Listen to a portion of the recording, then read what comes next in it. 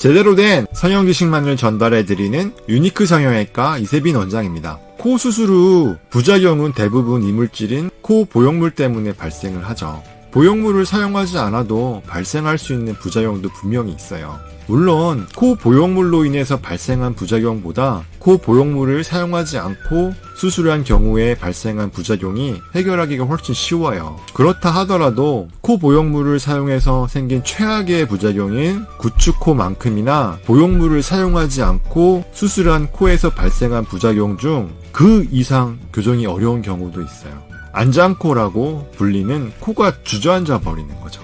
이번 영상에서는 보형물을 사용하지 않고도 발생할 수 있는 코의 부작용 중 가장 교정하기가 힘든 부작용인 안장코에 대해서 자세히 설명을 드릴게요. 안장코란 콧대의 지지 구조가 없어서 무너져 코의 높이가 소실된 변형을 의미해요. 뼈와 위 각종 연골이 연결된 코의 중앙 부위가 무너지게 되는 거죠.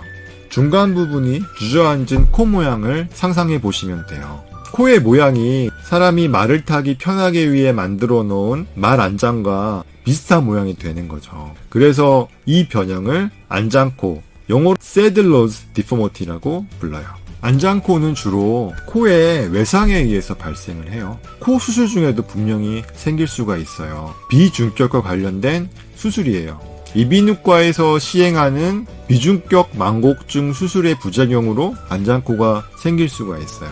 미용 목적으로 코 성형을 하는데 재료로서 비중격 연골을 채취하는 과정에도 익숙하지 않은 분들이 채취하다가 안장코를 발생시킬 수가 있는 거죠. 비중격 부위를 보면 코뼈와 위 각종 연골과 비중격이 한데 모여있는 부위가 있어요. 이를 키스톤 에어리어라고 부르죠. 어떠한 이유에서든 비중격과 관련된 수술하다가 이 키스톤 에어리어에 손상이 가게 되면 콧대의 지지 구조가 없어져 버려서 콧대가 주저앉아 버려요.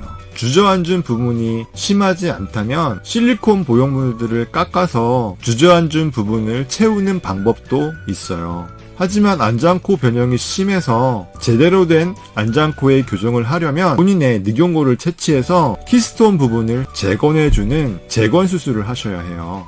튼튼한 본인의 늑연골을 채취해서 손상된 키스톤 부분의 양쪽에 덧대를 대어주어 주저앉아버린 콧대의 중간 부분을 재건해주는 거죠. 비중격 망곡증의 치료를 위해 혹은 좀 더 아름다운 코를 만들기 위해 수술을 받았는데 콧대가 주저앉아 버리는 일이 있으면 정말로 안타까운 일이겠죠. 그렇기 때문에 전문가에게 수술을 받으셔야 되는 거예요. 비중격 망곡증이 있는 경우는 비중격 망곡증은 이비인후과 전문의들이 전문적으로 하는 수술이기 때문에 반드시 이비인후과 전문의들에게 수술을 받으셔야 되는 거죠. 간혹 성형외과에서 기능성 코성형이라고 해가지고 비중격 수술을 해주는 것처럼 얘기하는데 사실은 전문가는 아니죠. 반대로 미용 목적으로 코의 외형의 개선을 위한 미용 코성형을 받는 경우라면 당연히 코성형의 전문가인 성형외과 전문의에게 수술을 받는 거죠. 성형외과 전문의가 아닌 분들이 성형외과라는 간판을 걸고서 미용 성형을 하시는 분들이 있어요.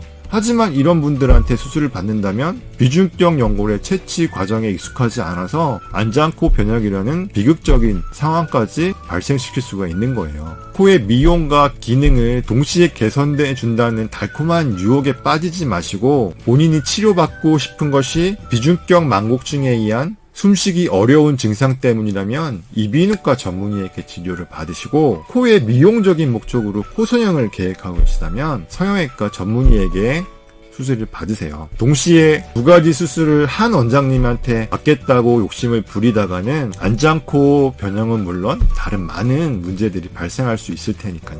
구독과 좋아요는 사랑이래요.